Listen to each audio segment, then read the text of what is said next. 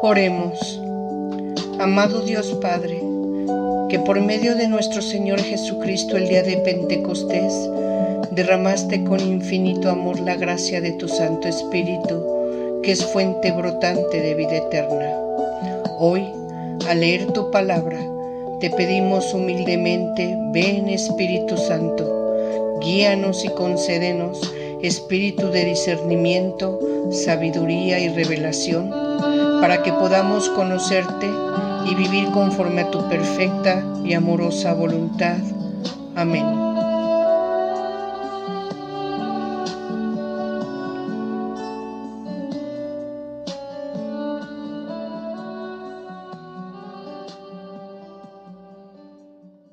Esta ocasión en nuestro capítulo 8 vamos a estudiar 2 milagros. El hombre de la mano paralizada, que es sanada por Jesús, y la sanación de la oreja de Malco. ¿Por qué elegí estos 2 milagros? Bueno, primero porque hacen contraste uno con el otro. En uno vemos la dureza del corazón de los fariseos, los publicanos, los escribas, los ancianos del pueblo, frente a la enfermedad y a la necesidad del prójimo. Y en cambio, en la sanación de la oreja de Malco, que es el siervo del sumo sacerdote, en la que Jesús lleva a cabo su sanación después de habérsele cortado la oreja, muestra amor, muestra compasión, muestra perdón. Eso contrasta uno con el otro. Y el segundo motivo por el que elijo estos 2 milagros, en especial el de la sanación de la oreja del Malco, bueno, es con motivo de que esta sanación ocurre precisamente durante su prendimiento, después del beso de Judas, para llevarlo a juicio ante el Sanedrín y posteriormente el doble juicio o el juicio político ante Pilato. Y esto ocurre en Semana Santa. Estamos en vísperas de iniciar la celebración de nuestra Semana Santa. Y así entonces vamos a iniciar primero con la sanación del hombre de la mano paralizada. Este signo de poder lo encontramos en la triple tradición. Nos la narra Mateo en su capítulo 12, 9 al 14, Marcos en su capítulo 3, versículo 1 al 6, y Lucas en su capítulo 6, versículos 6 al 11. Así entonces, me gustaría primero dejar ver cuáles fueron los antecedentes y cuál es el mensaje y la enseñanza que nos va a dejar el estudio de este acto de poder. Bueno, primero, como antecedente, vamos a tomar en cuenta lo siguiente. Jesús ya tiene buen tiempo proclamando el reino de Dios. Me refiero a buen tiempo dentro de lo que fueron los 3 años que lo hizo, 3 años y meses. Entonces, ya es conocido. Nosotros recordemos en nuestro primer capítulo cómo Jesús es recibido un día sábado en la sinagoga de Cafarnaum. Es bien recibido, bien visto, reconocido, admirado, seguido, y empieza a cobrar discípulos. Pero aquí, ¿qué sucede? Sucede ya que en un día sábado, también era Shabbat, entra nuevamente a una sinagoga y Jesús ya tiene enemigos. ¿Quiénes son sus enemigos? Me queda claro que estos serán por intenciones y cuestiones de poder, de política, de envidia, de todo esto que sentían peligro de conservar su posición, las ventajas que les daba ser miembros del Sanedrín, el sumo sacerdote, los ancianos del pueblo. Entonces empieza a cobrar enemigos, mucho por celos.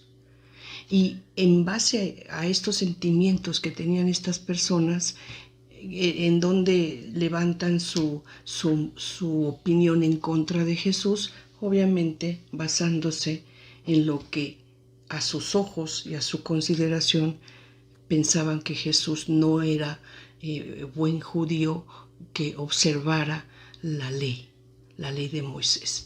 Así entonces vemos cómo Jesús, en el tiempo en el que está proclamando el reino de Dios, pues llama, ayuda, entiende, perdona, recibe y convive con los pecadores, o que les llaman pecadores. Esto es los que no aceptaban o no vivían conforme a la ley de Moisés. Con paganos, esto es con romanos, los romanos, o con gente que no eran judíos del pueblo judío, esto es el pueblo de Dios. O publicanos. ¿Quiénes eran los publicanos? El caso típico de Leví, el de Leví de Alfeo, que nosotros sabemos que es Mateo, el apóstol. Antes de haber sido apóstol de Jesús, era publicano, o sea, recaudador de impuestos. Él trabajaba recaudando impuestos para el Imperio Romano. Entonces, a este tipo de personas, a los publicanos, se les consideraba impuros, contaminados y no eran bien queridos. Por otro lado, también vemos que Jesús no discriminaba a ninguna persona. Siempre escuchaba, se acercaba, ayudaba, comprendía. Su misericordia siempre y su amor siempre era muestra de que Él pregonaba, Él enviaba mensaje de amor, de perdón y de que cambiara los corazones imitándolo a Él. Eso era lo que quería proclamar Jesús como parte de la enseñanza del nuevo evangelio, la buena nueva. Por otro lado, cuando fue criticado porque se juntaba con este tipo de personas, Jesús nos dijo: no necesitan médico los que están fuertes, sino los que están mal. No he venido a llamar a justos, sino a pecadores. Así entonces nosotros vemos cómo también en alguna ocasión Jesús dijo, según el Evangelio de Lucas en su capítulo 5:39, dice: nadie después de beber el vino añejo quiere del nuevo, pues dice: el añejo es el bueno. ¿Qué quiere decir esto?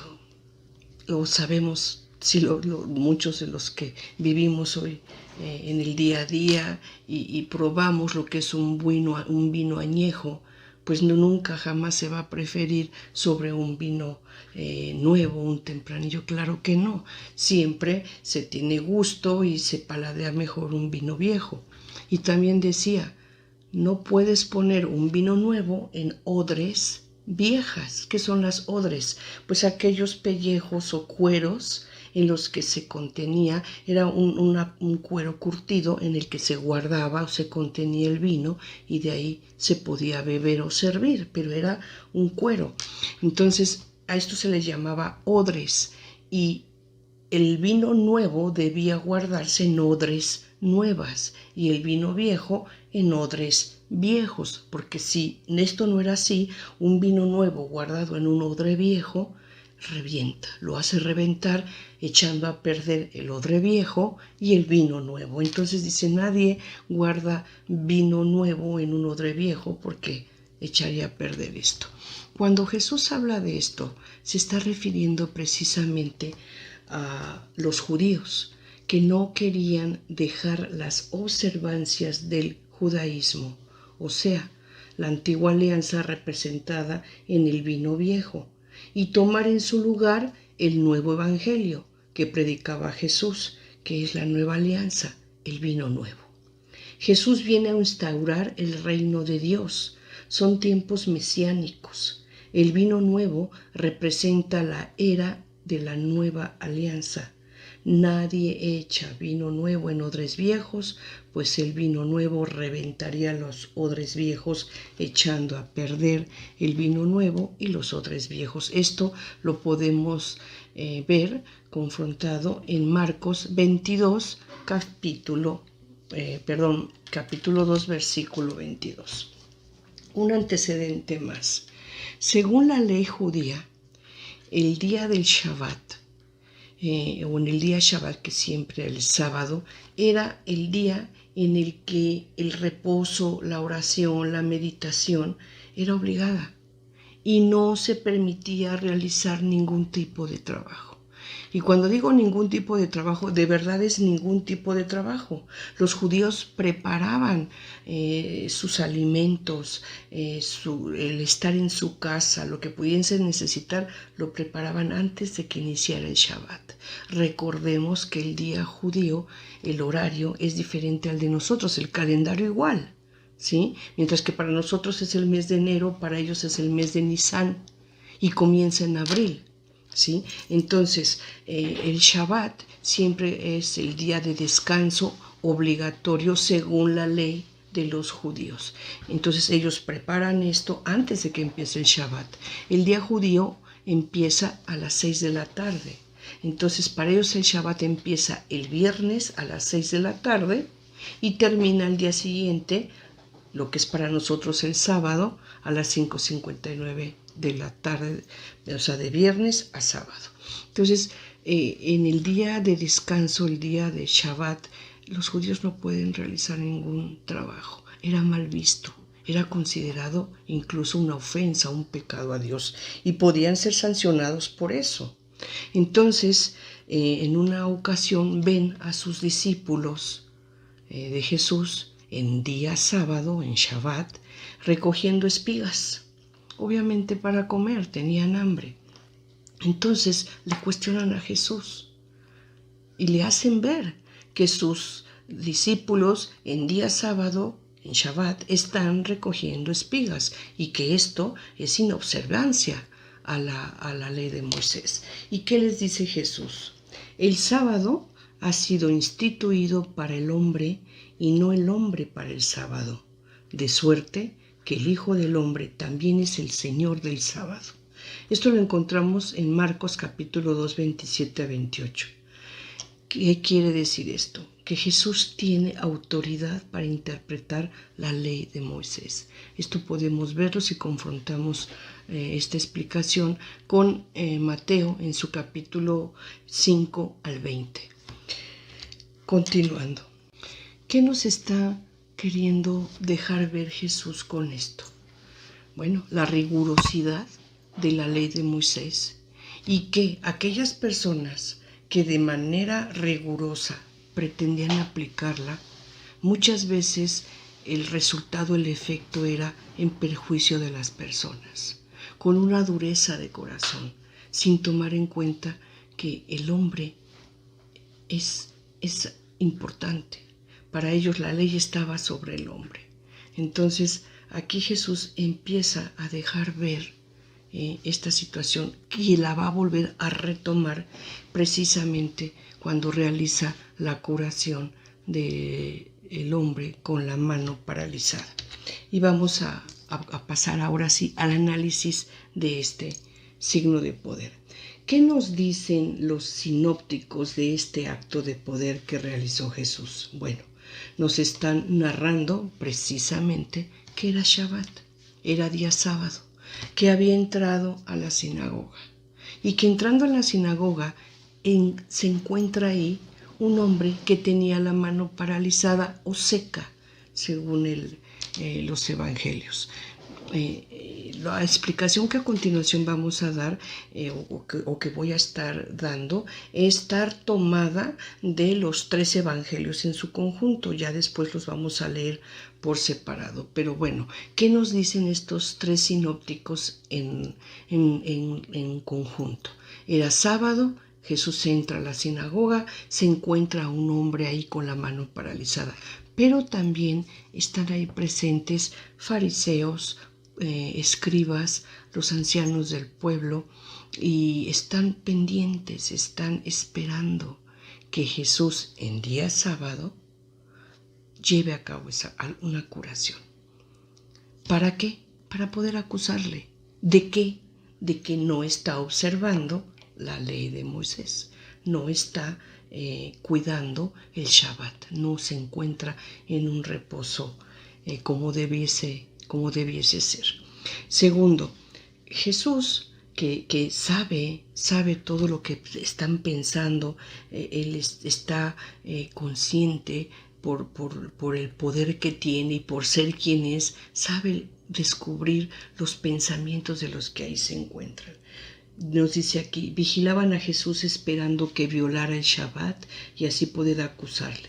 Le preguntaron si era lícito curar en sábado.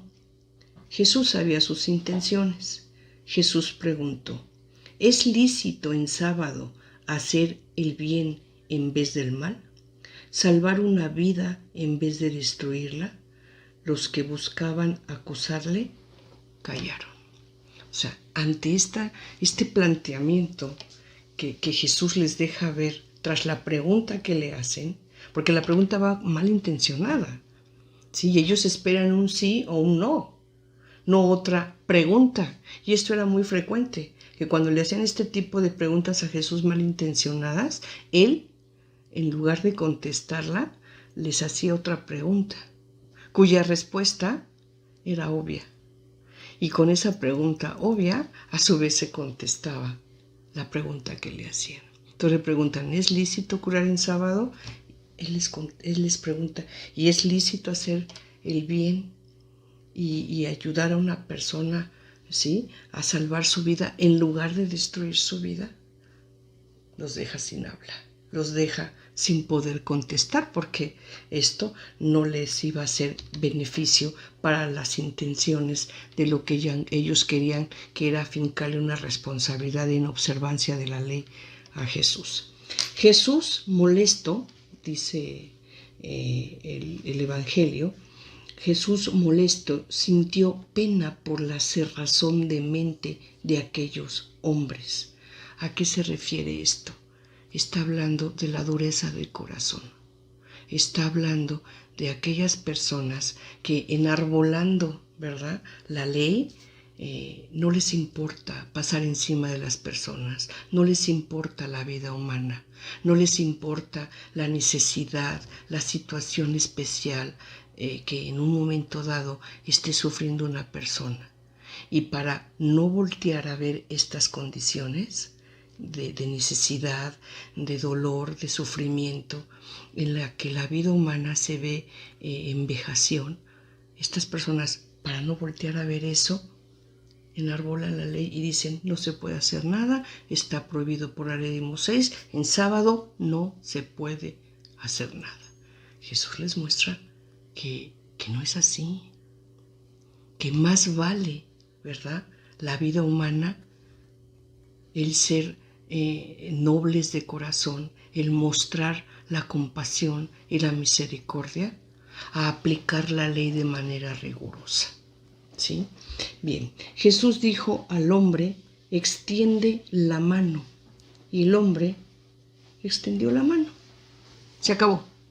Jesús, con una sola orden que le da a este hombre, simplemente después de ver la dureza del corazón de estos hombres, que además se quedan callados, no contestan a la pregunta que Jesús le hace, él con ira, cuando dice ira el Evangelio se está refiriendo a la molestia, a la pena, al dolor que siente Jesús al ver la dureza de corazón de estos hombres.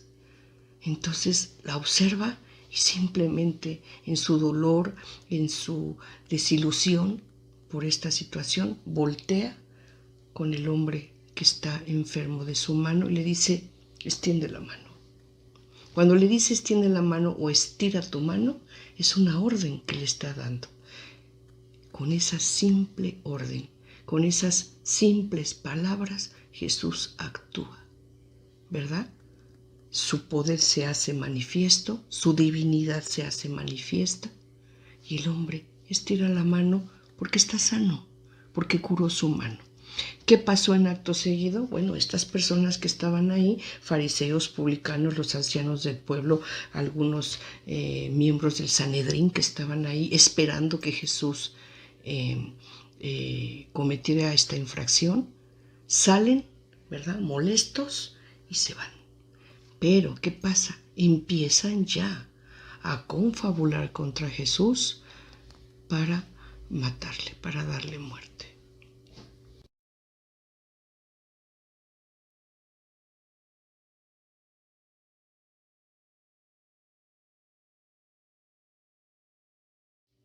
Ok, con esta explicación hemos visto de manera global los 3 evangelios. Vamos a darle ahora lectura a cada uno de ellos para que veamos sus diferencias, pero bueno, al mismo tiempo la similitud que estos observan. Y así tenemos a Marcos, capítulo 3, del versículo 1 a 6, curación del hombre de la mano paralizada. Entró de nuevo en la sinagoga, donde casualmente había un hombre que tenía la mano paralizada. Estaban al acecho al ver si le curaba en sábado para poder acusarle.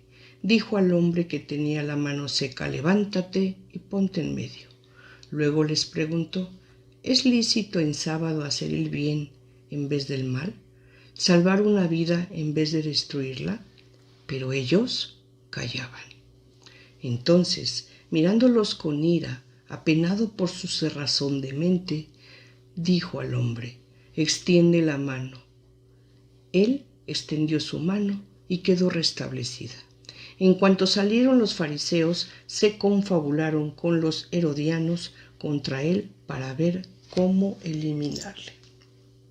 Los herodianos, eran las personas que estaban con el reino, ¿verdad? Con la corona de Herodes.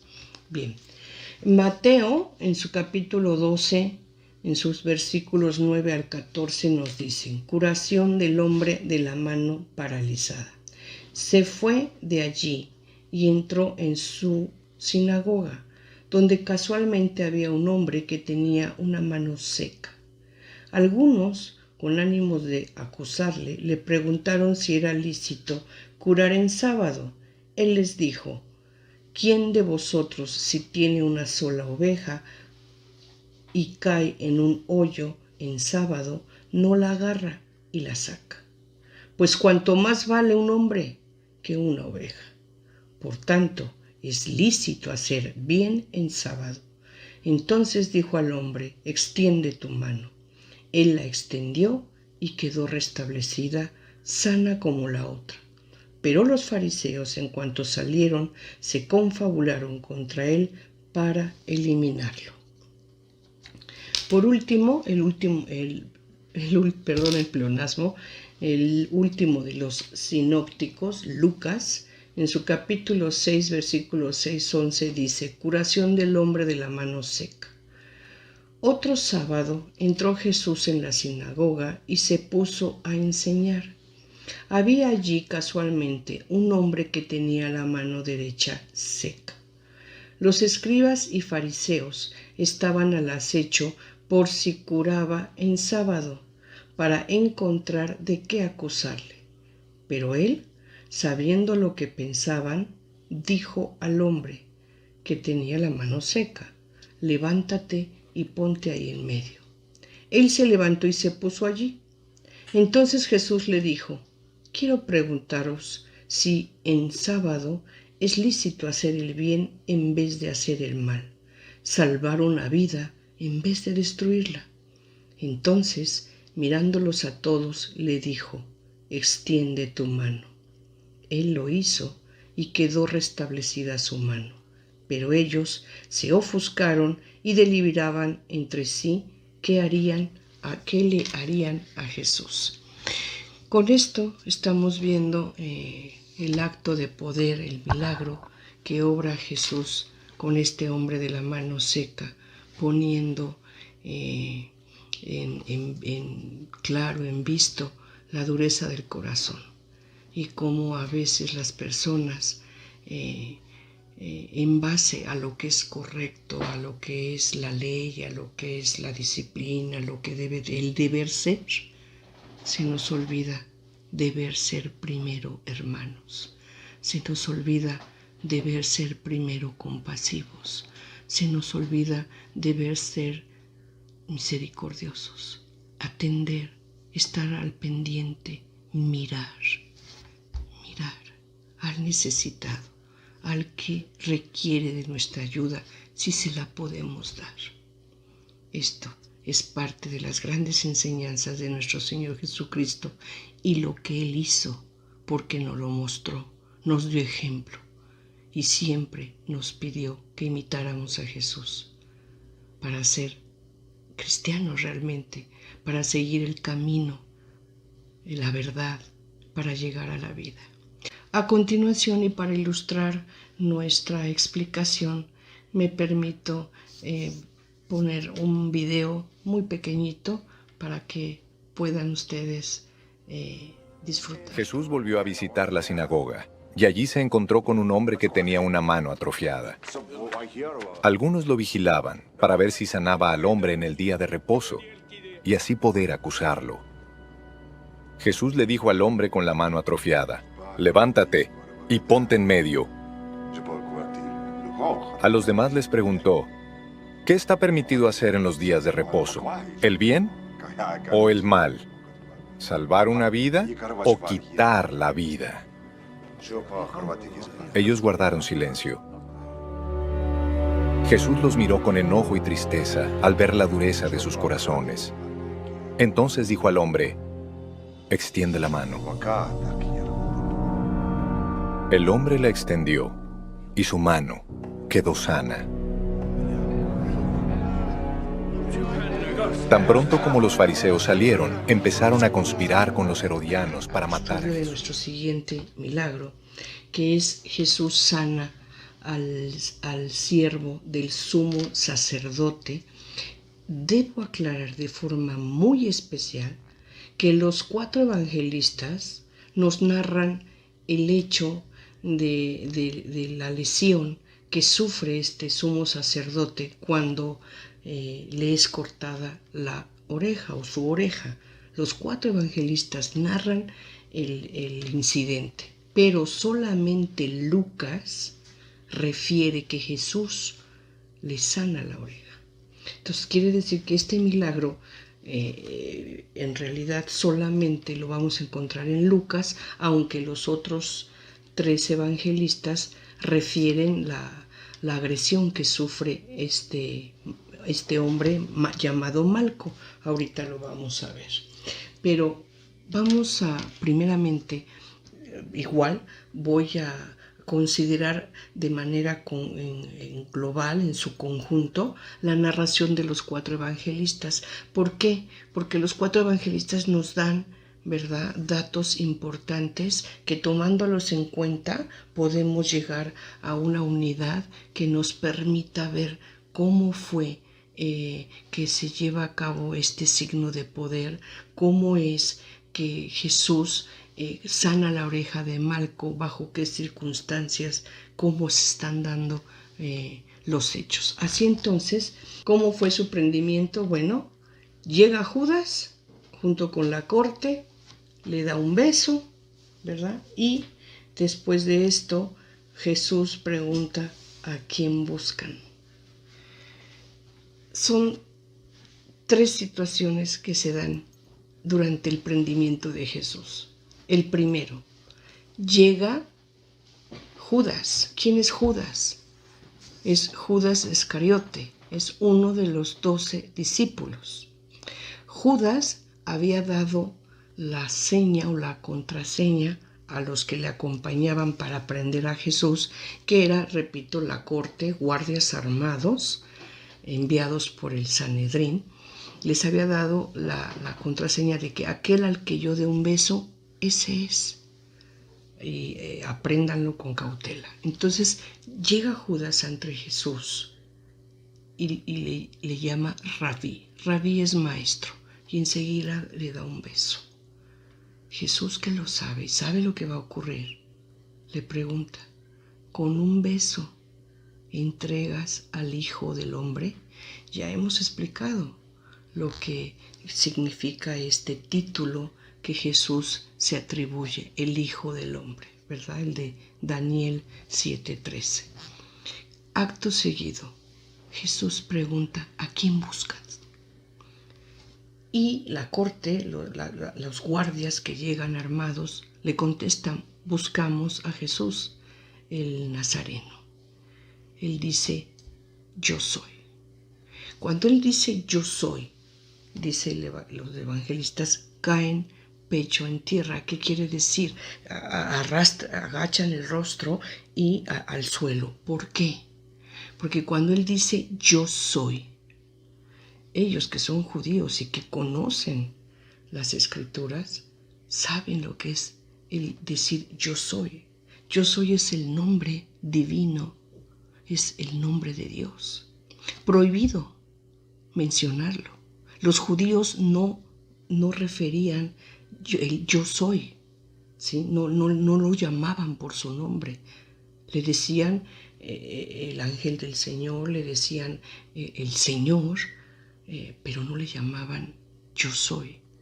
Así entonces, cuando ellos escuchan yo soy, Jesús les está contestando, al parecer, como hoy en día entenderíamos ese yo soy, pero también en su segundo sentido, en el sentido más profundo, es el nombre de Dios.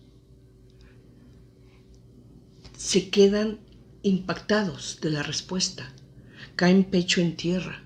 Ante eso Jesús les vuelve a preguntar, ¿a quién buscan? Ellos se levantan y le vuelven a decir, a Jesús el Nazareno. Y él vuelve a decir nuevamente, por segunda ocasión, yo soy. Después le dice, ya os he dicho que yo soy. Si me buscan a mí, dejen a estos, a quienes, a los que estaban con él, a sus 12 apóstoles que estaban con él y algunos discípulos que estaban también con él. ¿Sí? Les dice, déjenlos a ellos, si me buscan a mí, déjenlos a ellos para que se cumpla la escritura. ¿Y qué estaba buscando? ¿Qué les estaba diciendo con esto? Como ya lo había dicho, él sabía que Dios le había dado a los 12 apóstoles y que él no había perdido a ninguno. A eso se refería. Entonces dice, llévenme a mí, pero a ellos déjenlos ir. Entonces, ¿qué sucede después de esto? Pedro, nuestro buen Pedro, ¿verdad? Siempre tan impulsivo y tan quería estar siempre al tanto y al frente y participando siempre Pedro. Pedro saca la espada y se va contra el siervo del sumo sacerdote, Malco. Su nombre era Malco. Y cuando decimos siervo del sumo sacerdote, no era un simple siervo. Estamos hablando de que muy posiblemente iba en representación del sumo sacerdote. Era una persona de importancia que estaba al servicio directo del jefe máximo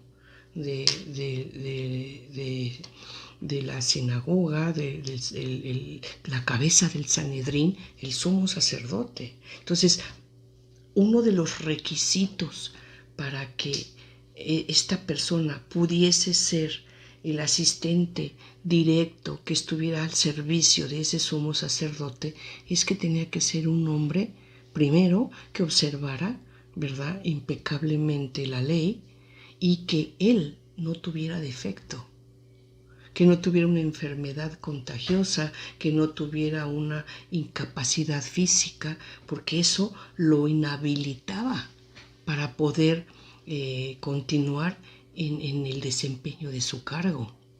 Entonces, al momento en el que Pedro cercena la oreja de Malco, lo está incapacitando, lo está retirando, ¿verdad?, del poder continuar al servicio del sumo sacerdote. Entonces, ¿qué hace Jesús ante esto? Bueno, ¿qué hace Jesús ante esto? Leamos aquí en la lámina que les estoy proyectando. Jesús dijo a Pedro, vuelve la espada a la vaina. ¿Es que no voy a beber la copa que me ha dado el Padre? Bueno, primero, cuando Jesús le dice eso a Pedro, le está dando a entender que lo que va a ocurrir, lo que él va a sufrir, es porque así Dios se lo ha ordenado. Es porque él lo está así aceptando. Jesús en anterior ocasión les hizo ver que iba a entregar la vida. Les hizo ver que Él entregaba la vida, que nadie se la quitaba. Les hace ver que Él tiene el poder para entregar la vida y para recuperarla, que es voluntad del Padre que esto suceda así. Les hace ver que el siervo sufriente de Yahvé, el Cordero, que es el mismo Hijo de Dios, Jesucristo, Jesús, tiene que sufrir y que eso es una copa que Él ha de beber y que no va a renegar y que no va a apartar y que no va a desobedecer. Segundo, le dice, vuelve tu espada a su sitio, porque todos los que empuñen espada perecerán a espada. ¿Sí? Esto siempre lo enseñó Jesús. La ira trae ira. La injusticia trae más injusticia. La mentira trae más mentira. La violencia genera violencia. Después, Jesús dijo a Pedro, ¿piensas que no puedo yo rogar a mi Padre que pondría al punto a mi disposición más de 12 legiones de ángeles? Aquí Jesús le hace ver a Pedro que no necesita de su ayuda, que no la está pidiendo, que lo que está sucediendo, los hechos que se están dando, están perfectamente dispuestos en la voluntad de Dios. ¿Sí? Si Dios o si Jesús no hubieran previsto esto y no hubiese sido esto en la voluntad de Dios, ángeles acudirían al momento, ¿verdad?, a atender, a proteger, a servir a Jesús. Es lo que le está diciendo. Dijo Jesús, se deben cumplir las escrituras que dicen que debe suceder así. Jesús dijo, dejad, basta ya. Y tocando la oreja, le curó. Repito, esta curación que señala que tocó la oreja, solamente la encontramos en el Evangelio de Lucas. Lucas es el único que refiere en su capítulo 22, versículo 47 a 51, es el único que refiere que Jesús sanó la oreja de Malco. Otro de los evangelistas, que es el único que refiere, que se llamaba Malco y que era el representante del sumo sacerdote. Otro de los evangelistas nos refieren cuando Jesús le cuestiona a Pedro si no ha de beber la copa que el Padre le ha dado. Pero entonces, con este análisis en su conjunto que estamos haciendo de los 4 evangelistas en la narración de este milagro, es que podemos entender todo el mensaje, toda la enseñanza que Jesús nos quiere mostrar con este acto de poder. Después de esto, dice, se acercaron a Jesús, le detuvieron y se lo llevaron. Bueno, así termina el prendimiento de Jesús. ¿Qué sigue de ahí? Lo llevan ante el Sanedrín, todos nosotros lo sabemos, a un juicio religioso, ante el Sanedrín, la máxima autoridad religiosa judía. Y ahí lo condenan a muerte, lo determinan culpable, pero como ellos no podían ejecutarlo, además no resultaba conveniente, ellos se daban cuenta que Jesús tenía muchos seguidores, era querido, era apreciado, tenía discípulos, pero además estaba en vísperas el Shabbat y la Gran Pascua, una de la fiesta muy importante, ¿no? La Pascua, que les recordaba la liberación de Egipto, y esto lo celebraban con la cena pascual, el sacrificio del cordero y la manducación del cordero, Entonces dijeron, no es conveniente ahorita que seamos nosotros la autoridad el que ejecute a este hombre. Entonces mandémoslo con Pilato y hagámosle ver a Pilato la falta de disciplina y los delitos que ha cometido. Por llamarle de esta manera, vamos a ver cómo Pilato en 3 ocasiones insiste en que no encuentra culpa en él. Pero bueno, con todo esto, ¿qué es lo que podemos ver de grandeza, de amor en este signo de poder? Bien, primero, Jesús realiza una acción de misericordia y compasión. Segundo, en un último acto de poder divino, Jesús, el Hijo de Dios, otorga el supremo perdón. 3. Luego, en la cruz, Jesús rogará a Dios que les conceda el perdón. Cuando en la cruz dice, Padre, perdónalos porque no saben lo que hacen. ¿Qué quiere decir? Si nos damos cuenta, Jesús cura la oreja de Malco, el representante del sumo sacerdote. ¿Qué pasa con esto? Le está otorgando por anticipado al sumo sacerdote, al Sanedrín, a toda esa corte que va a prenderlo, a los soldados, a todos los que están interviniendo en eso, ¿verdad? Les está perdonando. A Malco, que podría quedar incapacitado para poder continuar el servicio que realiza al sumo sacerdote y que obviamente eso es lo que le permite llevar sustento a su casa. Le cura, le perdona. Y aquí podemos darnos cuenta de que la cita de Lucas 23, capítulo 23, 24, habla precisamente del perdón a los enemigos. Siempre Jesús había enseñado esto. Voy a dar lectura.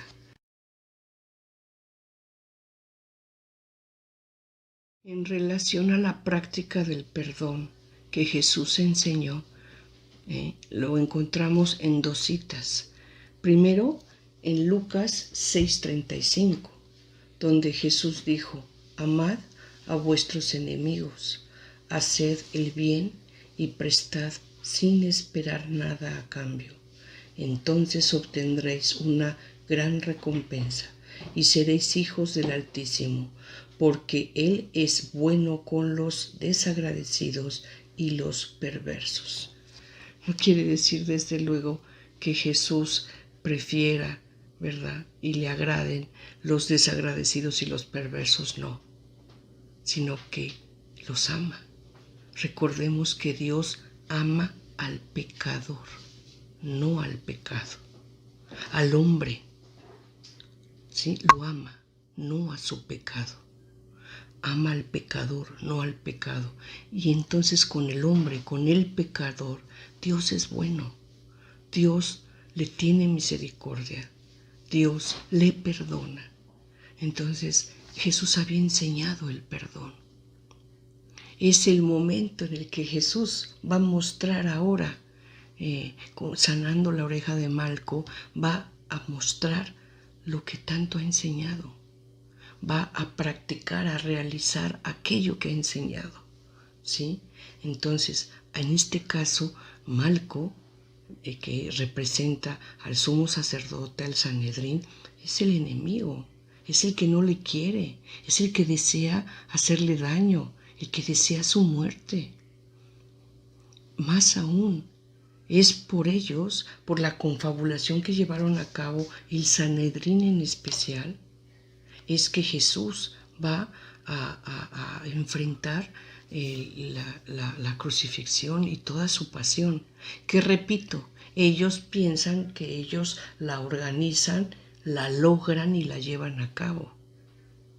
En realidad, la verdadera realidad es que todo estaba permitido por Dios. Todo entraba dentro del plan salvífico de Dios. Jesús sabía que era una copa que en obediencia tenía que beber para la salvación del mundo.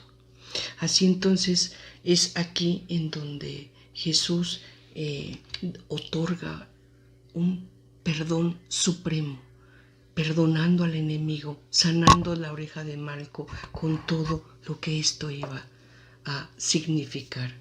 El perdón al enemigo, sanar al enemigo, pese al daño, al sufrimiento que éste le iba a provocar.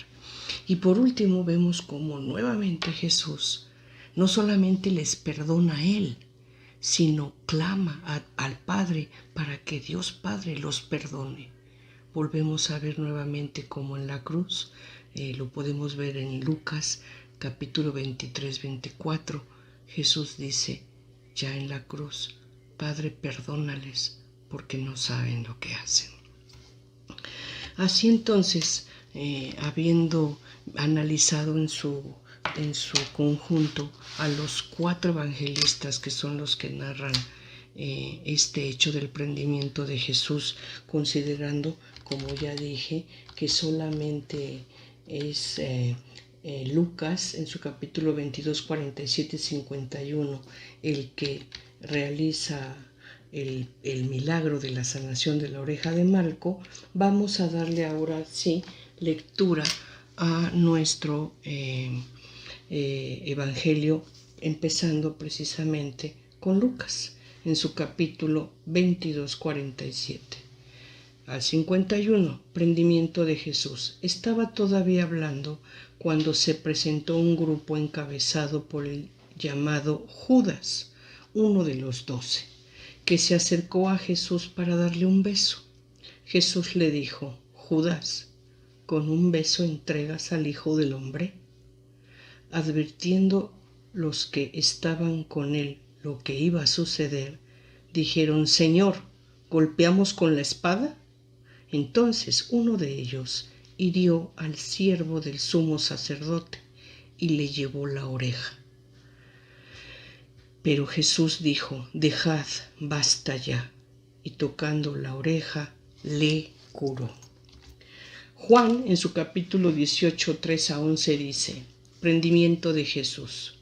Judas, pues, se presentó allí con la corte y los guardias enviados por el sumo sacerdote y fariseos.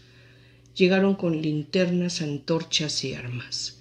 Jesús, que sabía todo lo que le iba a suceder, se adelantó y les preguntó, ¿a quién buscáis? Le contestaron, a Jesús, el Nazareno. Les dijo, yo soy. Judas, el que le entregaba, estaba también con ellos. Cuando les dijo, yo soy, retrocedieron y cayeron en tierra. Les preguntó de nuevo, ¿a quién buscáis?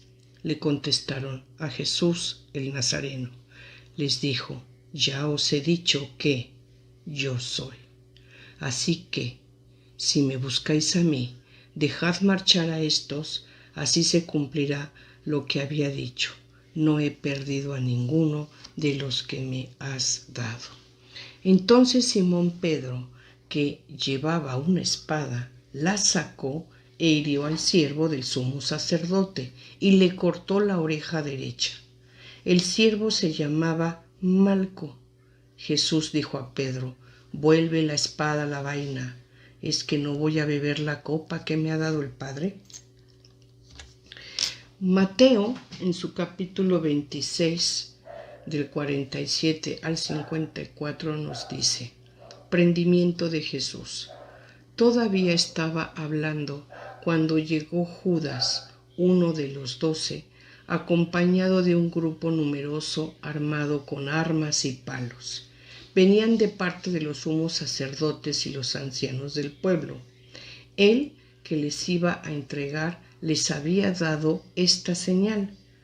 Aquel a quien yo dé un beso, ese es, detenedlo. Al instante se acercó a Jesús y le dijo, salve, Rabí, y le dio un beso. Jesús replicó: amigo, a lo que estás aquí. Entonces aquellos se acercaron, echaron mano a Jesús y le detuvieron. En esto, uno de los que estaban con Jesús echó mano de su espada, la sacó e hirió al siervo del sumo sacerdote. Le llevó la oreja.